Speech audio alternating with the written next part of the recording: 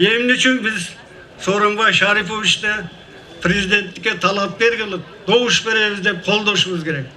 Биринчиден, мен айтар элем, Сооронбай Шарипович жакшы үй-бүлөдөн тарбия алган, атактуу, белгилүү, баарыбыз урматтаган, сыйлаган, бир эле Каракулжа өзгөндө эмес, Ош областында эмес, Кыргызстанда Аксакал деген атка ээ болгон Шарыбекенин баласы. Шарыбеке тууралуу аңыз сөздөр абдан эле көп айтылып жүрөт. Алардын бирин мен кыска эле бир айтайын.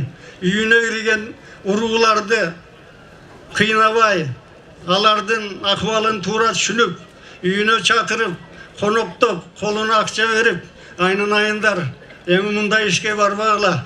Жакшы таза жашап иштесеңер деле оокатыңар өтөт эле. Бирок мен бардар адаммын, кедеген багалдын, жалпы эле башкалардын үйүнө уурулукка келбегиле деп, кийин жумушка алып, аларды адам кылып, үй-бүлөлүк иштерине чейин келишип, мына бул тарбиянын башаты.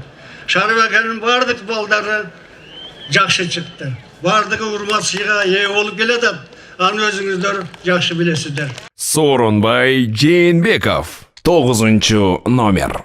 Кыргыз көчү жолун улайт.